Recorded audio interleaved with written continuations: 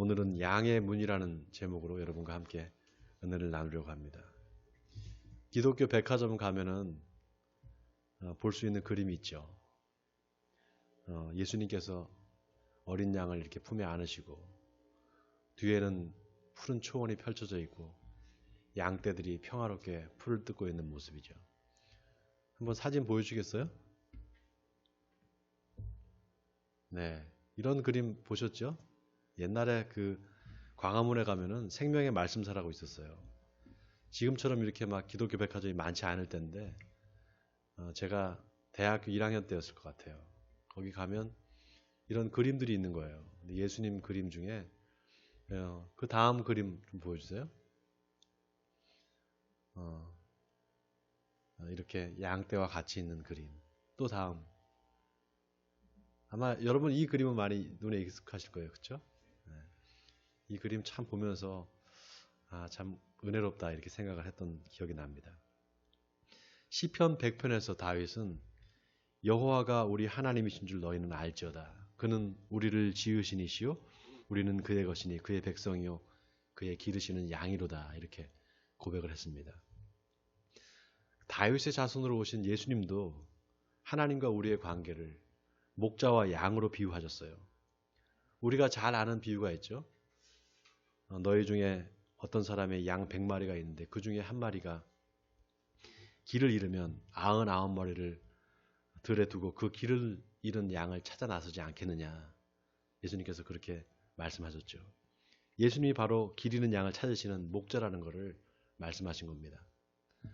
여러분 이 양이 다른 동물과 다른 게 사람이 돌봐주지 않으면 이 양을 양 스스로가 살 수가 없습니다. 야생 양과 다르게 집에서 기르는 양들은요. 먼저 털을 깎아줘야 돼요. 털을 안 깎아주면은 그냥 얘가 털갈이를 혼자 못합니다. 그래서 얼마 전에 뉴스에 보니까 호주의 멜버른에서 어떤 사람이 숲에서 이상한 그 동물을 발견한 거예요. 근데 이 동물이 뭘까 보니까 이게 나중에 양이었어요. 한번 사진 보여주세요. 얘가 양인 거예요, 양. 얘가 숲에서 발견되는데 주인이 버렸는지 아니면 지가 어떻게 나와가지고 뭐 우리에서 탈출했는지 오랫동안 방치되다 보니까 저렇게 된 거예요. 근데 제가 털을 깎아보니까 털 무게만 35kg가 나왔다는 거예요. 35kg를 이고 다닌 거예요, 제가. 양이 저렇다니까요. 양이 혼자 얘가 살 수가 없어요. 목자가 항상 돌봐줘야 됩니다. 또 양이 또 하나 특징이 뭐냐면 얘가 뒤집어지잖아요. 그러면 혼자 못 일어난대요. 뒤집어지면 다리가 하늘을 향하게 되면서 버둥버둥하면서 얘가 못 일어난답니다. 그래서 목자가 올 때까지 기다린대요, 얘가. 근데 계속 오래 방치하면 어떻게 되느냐? 배에 가스가 차가지고요. 질식해서 죽는데요. 그래서 목자들이 항상 갖고 다니는 게 있답니다. 비상시에 갖고 다니는 송곳을 갖고 다닌대요. 그래서 얘가 뒤집어져갖고 배가 빵빵해져갖고 죽으려고 하면 가서 빨리 배를 구멍을 내가지고 바람을 빼줘야 된대요. 저는 또 그건 또 처음 알았어요. 또 양의 특징이 하나 있어요. 아주 중요한 특징인데요. 이 양이 아주 시력이 나쁘대요. 이 양의 시력은 마이너스 10 디옵터라고 합니다. 마이너스 10 디옵터. 이 디옵터라는 게 이제 시력을 재는 그런 단위인데요. 마이너스 10 디옵터면 어느 정도가 하면 바로 1m 앞에 사물을 구분을 못 한답니다. 그러니까 맹수가 와가지고 늑대나 사자가 와서 자기를 잡아먹으려고 와도 얘가 모른다는 거예요. 그래서 그냥 잡아먹히는 거죠. 지난 시간에 제가 태어나면서부터 맹인인 사람 이야기를 했잖아요. 그죠? 양이 사람으로 치면 태어나면서부터 맹인인 것과 똑같은 거예요. 자, 그런데 맹인들이 뭐가 발달됐다고요? 지난 시간에 설교 잘 들으신 분들. 청각이 발달되어 있어요. 맹인들은 청각이 발달되어 있습니다. 양들도 마찬가지로 그래요. 양들은 아주 작은 소리도 듣는답니다. 그리고 소리를 잘 구분할 줄 안대요. 그래서 예수님이 말씀이 참 기가 막힌 게요.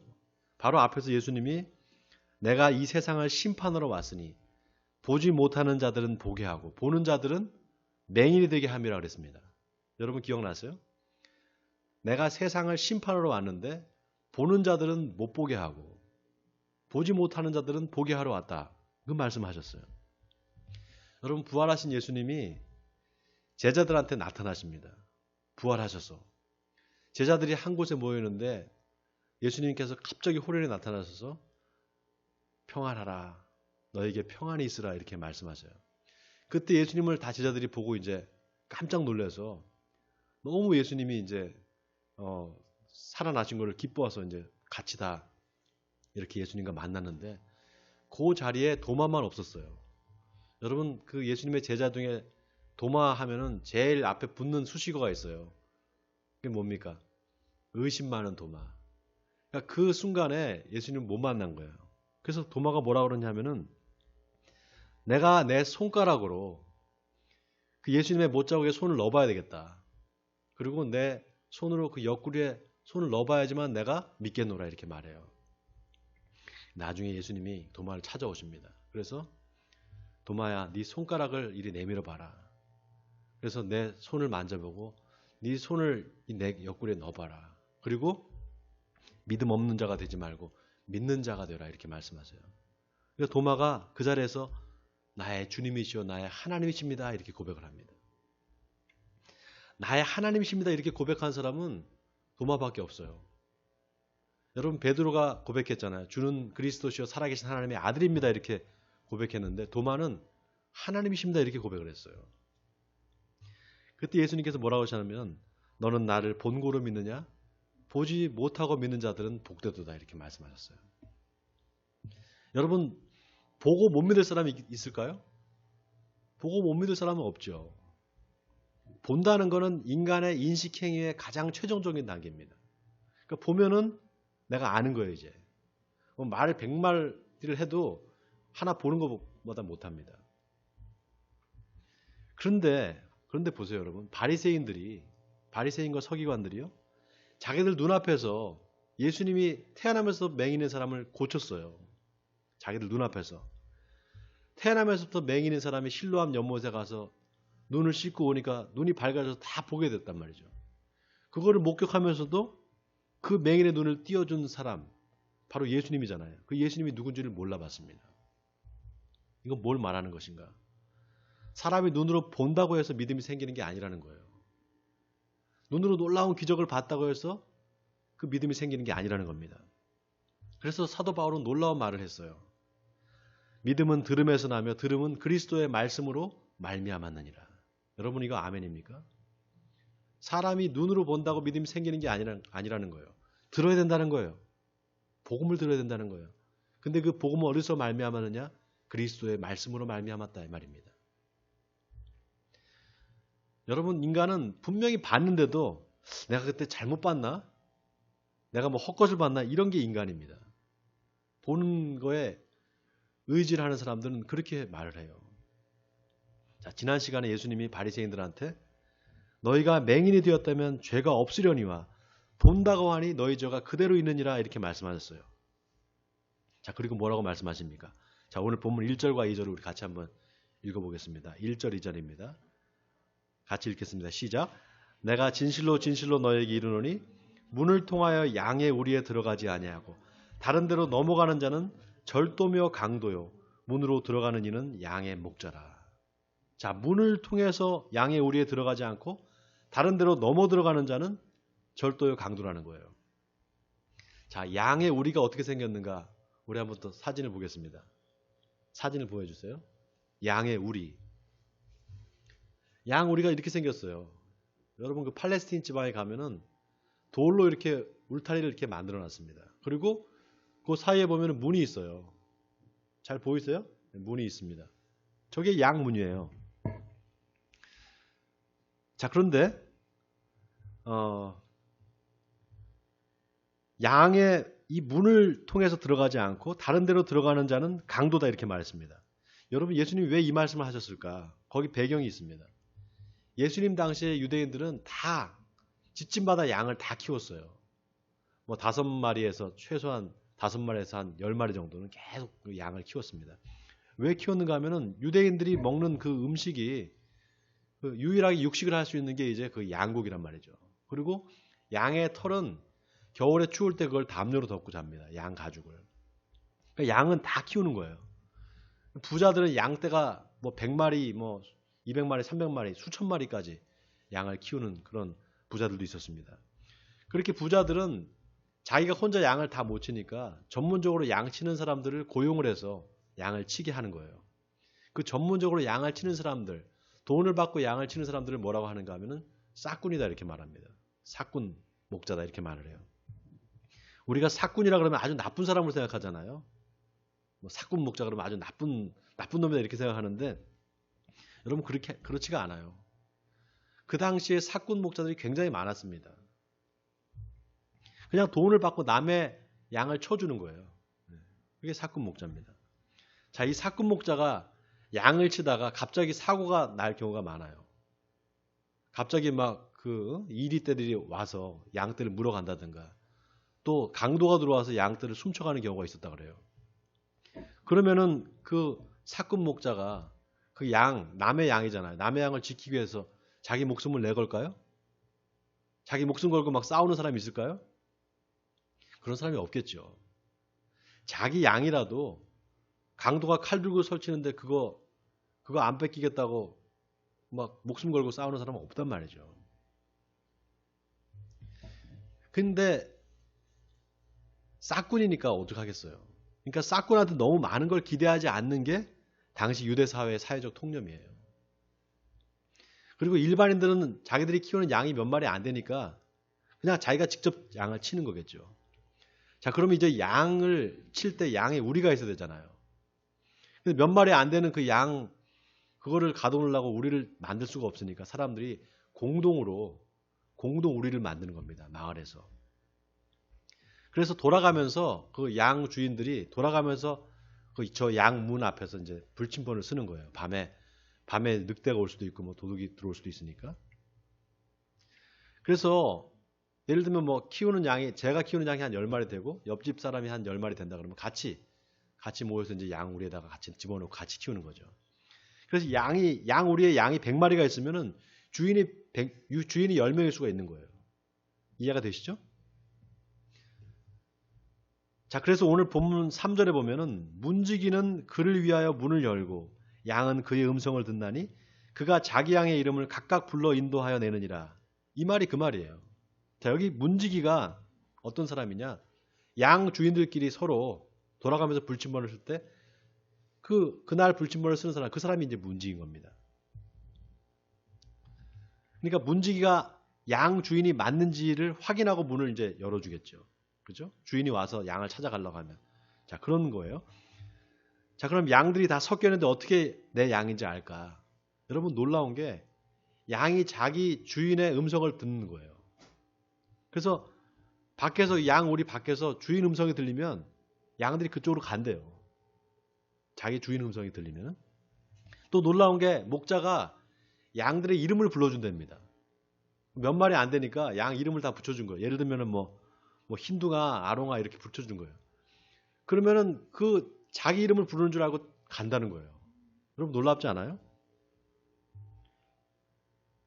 제가 이걸 가만히 한번 생각을 해봤어요. 목자가 이제 그 양들의 이름을 외우고 있어야 되는데 양이 수백 마리가 되면은 그거 외울 수 있을까요? 못 외우겠죠. 제가 볼 때는 한 30마리도 힘들 것 같아요. 그냥 한 10마리 정도, 10에서 20마리 정도 이름은 외우고 있을지 몰라도 그 이상은 아마 힘들 것 같아요.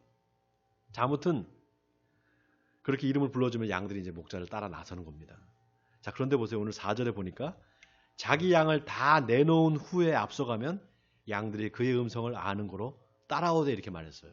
여기 내놓다 이 말이 아주 의미심장한 말이에요. 내놓다. 헬라어로 에크발로라고 써 있어요. 에크발로. 에크라는 말이 몸으로부터라는 뜻이에요. 발로는 내쫓다, 내치다 이런 뜻입니다. 그러니까 우리로부터 내친다, 내쫓는다 이런 뜻을 갖고 있어요. 예수님이 왜 이런 표현을 하셨을까? 그냥 데리고 나온다. 그냥 부르면은 얘들이 쫓아 나오는데 왜 굳이 내쫓는다, 내친다 이런 말을 쓰셨을까? 이상하잖아요. 이 재밌는 게 목자가 이제 양들을 부르는데 우리에서 안 나오려는 양들이 있다는 거예요. 우리에서 안 나오고 거기 계속 있겠다는 양들이 있다는 겁니다. 그러면은 목자가 그냥 냅두는 게 아니라 그 양을 강제로 끌고 나온대요. 그래서 제가 또 가만히 생각을 해봤어요. 여러분 이 비유가 예수님과 우리의 관계를 이야기하는 거잖아요. 그죠? 예수님이 목자고 우리는 양들이다 이런 뜻이란 말이죠. 자, 그럼 양이 우리고 예수님이 목자인데 양이 우리에서 안 나오려는 거예요. 그러면 예수님이 우리에서 이제 끌어내야 되잖아요. 끌어내는 거잖아요. 그럼 그 우리가 뭘까? 그 우리가 뭘까? 여러분 그 우리가 뭘까요? 우리? 양의 우리가 뭘까요? 교회일까요? 아니면 세상일까요? 교회다 생각하시는 분 한번 손 들어보세요. 교회다. 양 우리가 교회다. 세상이다 생각하시는 분. 몇 분 계시네요. 교회라고 생각하시는 분은 교회 울타리 안에 교회가 있다 이렇게 생각하는 거죠. 교회가 울타리 아니라고 생각하는 거죠. 왜냐하면 그 안에서 보호를 받으니까. 그죠? 그렇게 생각할 수 있어요. 그런데 여러분 생각해 보세요. 목자가 부르는데 양이 여기가 좋은데 왜 자꾸 나를 힘들게 하지? 왜 자꾸 나를 나오라 그러지? 나 여기 있고 싶은데. 그러면은 야 너 그냥 거기 쉬어. 이렇게 말하지 않고 그냥 끌어낸다 그랬단 말이에요. 자, 그러면 어디가 세상이고 어디가 교회입니까? 그럼 한번 생각해 보세요. 이 말은 여러분 교회가 건물이 아니라는 거예요. 교회가 건물이 아니라는 겁니다. 중요한 거는 목자의 음성에 반응하느냐, 다시 말해서 목자를 따르느냐 안 따르느냐, 그게 중요한 거예요. 사람들이 그렇게 생각해요. 아유, 죄 많은 세상에서 내가 좀 벗어나고 싶어. 그래서 교회 울타리 안으로 들어와요. 그런 사람들 많잖아요. 세상에서 너무 힘들고 핍박받고 죄 많은 세상에서 내가 좀 떠나고 싶어. 교회에 있고 싶어. 교회 안으로 들어가는데 그냥 거기서 주저앉으면은요. 여기가 좋사오니 하고 주저앉으면 거기가 세상이 됩니다. 여러분 그런 사람들이 많아요. 세상의 가치를 따라서 시설 좋고 크고 좋은데 요즘 여러분 대형교회 가보세요. 그 안에 카페도 있고 유치원도 있고 심지어는 헬스클럽도 있어요. 없는 게 없어요. 그러니까 거기에서 그냥 여기가 좋사오니 하고 자기들만의 세상을 만드는 거예요. 여러분 왜 기독교가 세상 사람들한테 욕을 먹느냐? 이유가 있습니다. 왠 줄 아세요? 세상과 다를 게 없기 때문이에요. 교회와 세상이 다를 게 없는 거예요. 교회 다니는 사람들의 삶이 세상 사람들과 다르지 않기 때문에 교회가 세상이 돼버리는 거예요.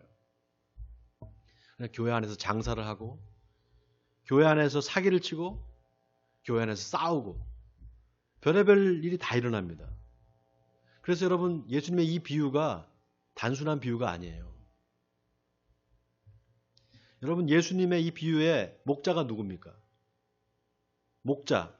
예수님 자신을 이야기하는 거거든요. 목자는. 내가 진실로 진실로 너에게 이르노니 문을 통하여 양의 우리에 들어가지 않고 다른 데로 넘어가는 자는 절도요 강도다. 문으로 들어가는 이는 양의 목자다 그랬어요. 여러분 이 양의 목자라고 하는 이 부분이 영어 성경에 보면 is the shepherd of his sheep 이렇게 나와 있어요. is 더라는 정관사를 붙였어요. 이걸 직역을 하면 그 양의 바로 그 목자다 이 말이에요. 바로 그 목자. 바로 예수님을 얘기하는 겁니다. 어떤 목사님은 그 목자가 자기라고 생각하는 사람이 있어요.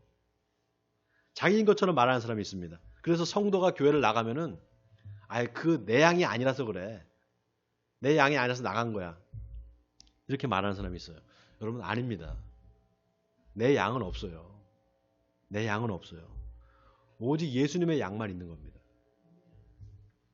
목사는 그 주님이 그 자신의 양을 그 주님의 양을 우리한테 맡긴 거예요. 위탁한 겁니다. 그 위탁을 받았을 뿐이에요. 근데 교회 성도수가 많다고 목에 힘주고 다니는 목사들이 있어요. 자기 양들이 이렇게 많다 이러면서. 아직 좀 덜 떨어진 그런 목사들이죠. 목사만 그러냐? 성도들도 마찬가지예요. 성도들도 목사 말에 순종하면 복 받는다. 아직도 그런 생각하고 다니는 사람들이 많아요. 목사 말에 내가 순종하고 목사나 비유를 잘 맞추면 내가 복을 받을 거야. 이런 생각하고 교회를 다니는 거예요. 그러면서 우리 목사님, 우리 목사님. 그래서 정작 진짜 목자인 예수님의 음성에는 관심이 없어요. 예수님의 음성에는 귀를 기울이려 하지 않습니다. 그런 사람들이 얼마나 많은지 몰라요.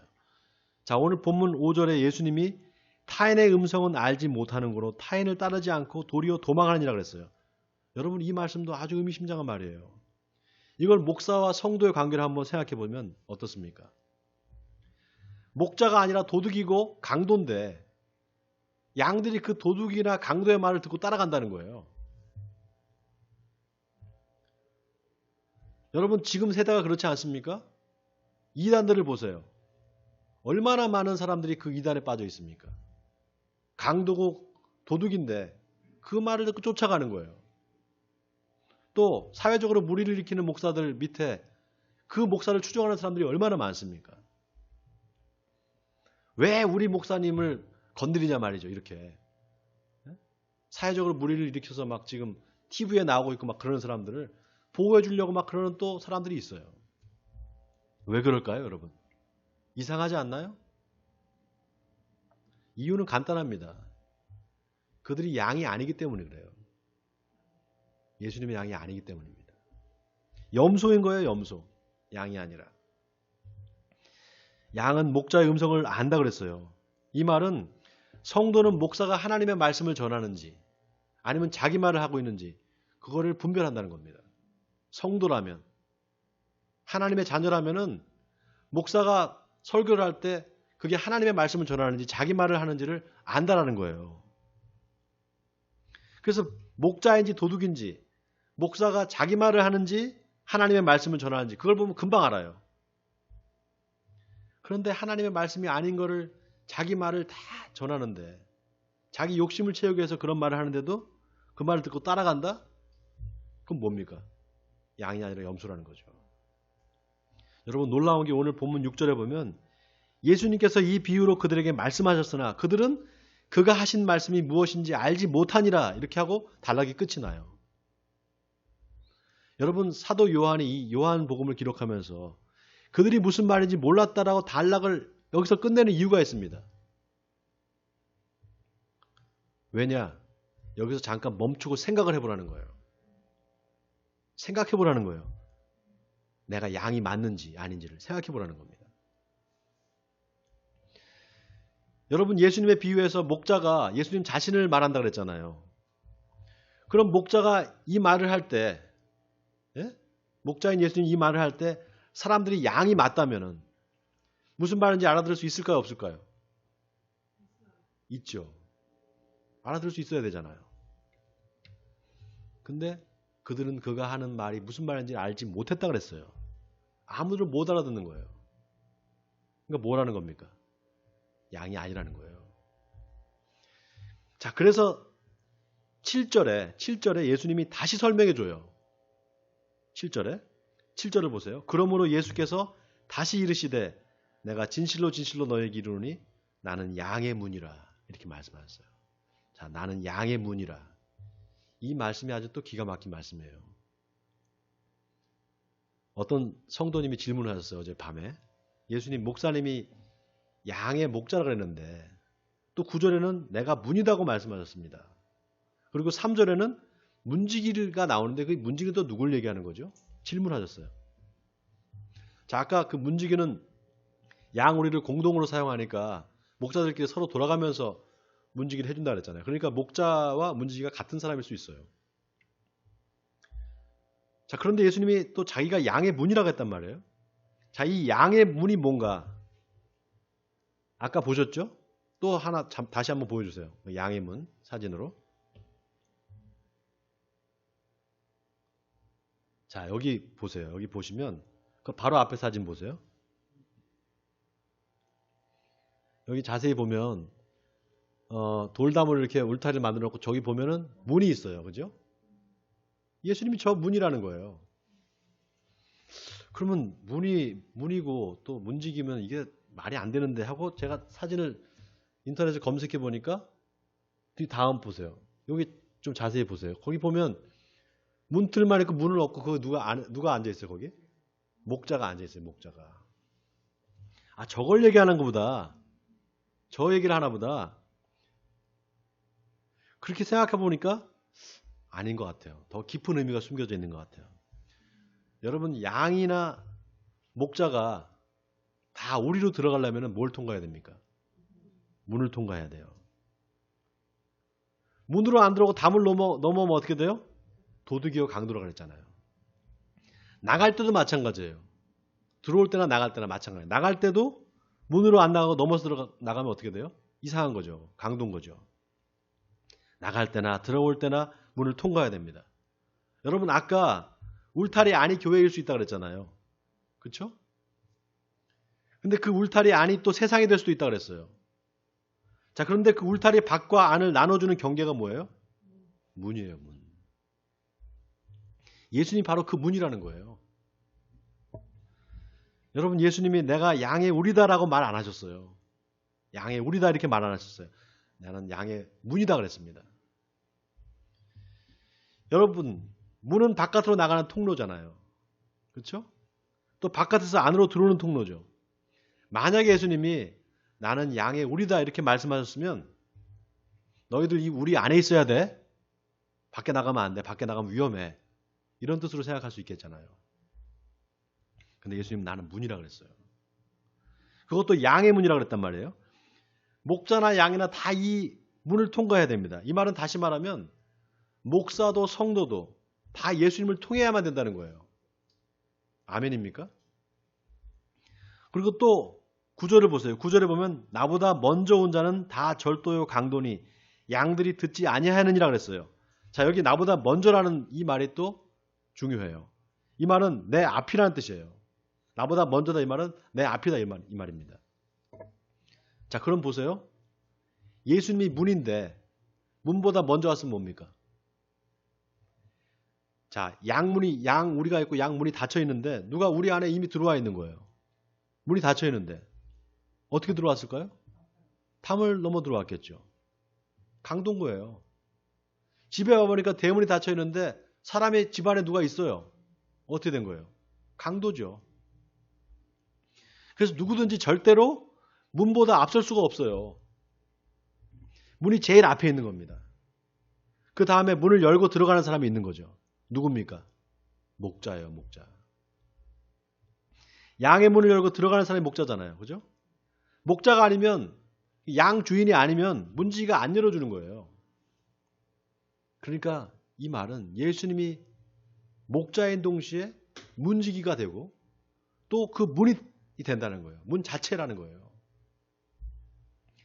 그래서 9절에 보면은 내가 문이니 누구든지 나로 말미암아 들어가면 구원을 받고 또는 들어가며 나오며 꼴을 얻으리라 그랬습니다. 예수님이 문이니까 양의 문이신 예수님을 열고 들어가야 구원받는다는 거예요. 여러분 아멘입니까? 다른 문으로 가면 안 돼요. 다른 데로 넘어가면 안 된다는 거예요. 오직 그 문으로만 들어가야지만 구원받는다는 겁니다. 나로 말미암아 들어가면 구원을 받고 그랬어요. 자, 그런데 들어갔으면 이제 나오지 말아야 되는데 또 뭐라 그래요? 나와야 돼요. 나가며 들어가며 그랬단 말이죠. 나가며 들어가며 꼴을 얻느니라 그랬어요. 이 말은 무슨 말입니까? 나가고 들어오고 양들이 그 양문이신 예수님을 들락날락 하면서 꼴을 먹고 건강해져야 된다 이 말이에요. 자, 아까 목자가 양들을 내놓는다라고 할 때 그 내놓는다는 말이 에크발로, 내쫓는다, 내친다 이런 말이라고 했잖아요. 그런데 여러분 놀랍게도 교회라는 말을 헬라어로 뭐라고 하냐면 에클레시아라 그래요. 에클레시아. 에클레시아라는 말은 에크와 칼레오가 합쳐진 말입니다. 에크라는 거는 아까 뭐뭐로 붙어라 그랬잖아요. 칼레오는 부르다라는 뜻이에요. 그러니까 에클레시아는 무슨 말인가 하면은 불려 나온 사람들 이런 뜻입니다. 불려 나온 사람들. 어디서부터 불려 나온 사람들이냐? 세상에서부터 불려 나온 사람들이라는 뜻이에요. 세상으로부터 불려냄을 받은 사람들의 공동체가 바로 교회라는 겁니다. 자, 그런데 세상으로부터 나오려면 어딜 통과해야 되느냐?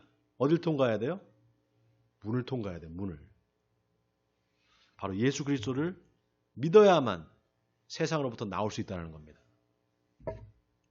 그래서 예수 믿은 사람들은 다 세상 밖으로 불려 나온 사람들이에요. 그 문을 통과한 사람들이라 이 말이죠.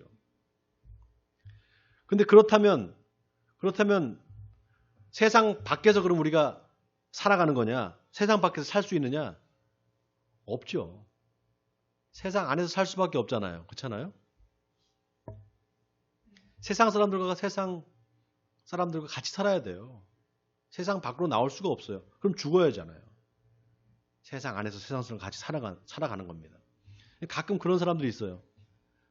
교회에 와서 은혜를 받아요. 그러면 여기가 좋사오니 하고 집에 안 가는 거예요. 집안일 다 폐껴져놓고 교회만 앉아있는 사람. 그런 사람들은 뭡니까? 울타리에서 안 나오려는 양인 거죠. 울타리에서 안 나오려는 거예요. 그런 양들을 어떻게 한다고요? 목자가? 밖으로 내친다는 거예요. 쫓아낸다는 겁니다. 에크발로. 그러니까 교회가 어디가 교회냐? 울타리 안이 교회가 아니라는 거예요. 어디든 목자가 가면서 나를 따라와라 하면 그 음성을 쫓아서 따라가는 거기가 교회인 겁니다. 여러분 아멘입니까? 자, 그럼 질문이 있어요. 아까 교회 밖을 세상이라고 우리가 생각한다면, 교회 밖을 세상이라고 생각한다면 예수님이 교회 안에 있을까요? 교회 밖에 세상에 있을까요? 자, 교회 밖이 세상이에요. 그럼 예수님이 교회 안에 있을까요? 교회 밖에 세상에 있을까요? 교회 안에 있다. 세상에 있다. 교회와 세상 사이에 계세요. 교회와 세상 사이에. 교회 문을 열고 나가면 예수님이 안 계신 게 아니에요. 예수님이 교회 밖에도 계시고 교회 안에도 계신 거예요. 나가도 계시고 들어와도 계시고. 그래서 예수님이 문이라는 건 두 가지 양면성을 갖고 있어요. 여러분 문이 닫히기도 하고 열리기도 하잖아요. 그렇죠? 그러니까 예수님이 나는 양의 문이다 이 말은 개방성과 폐쇄성을 같이 동시에 갖고 있습니다. 여러분 이걸 잘 생각해 보세요. 이걸 한번 잘 묵상해 보세요. 사람들이 교회를 왜 배타적으로 생각하느냐? 교회 문을 닫아 걸어놓고선 우리 안에서만 여기만 구원이 있어 이렇게 생각하는 사람들 때문에 교회가 사랑하는 사람들로부터 배타적이다 이런 소리를 듣게 되는 거죠.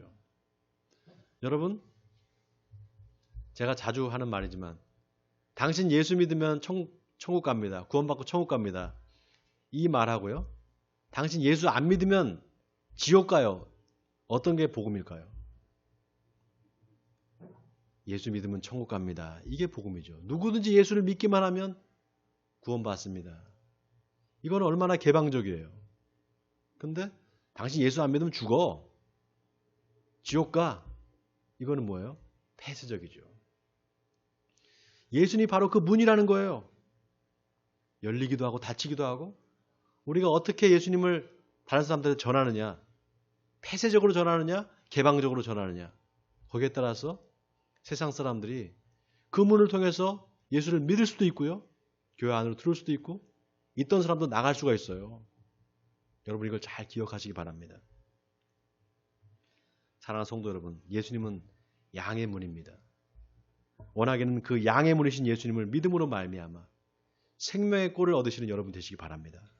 그래서 들어와도 복을 받고 나가도 복을 받는 저와 여러분이 되시기를 주님의 이름으로 간절히 축원드립니다.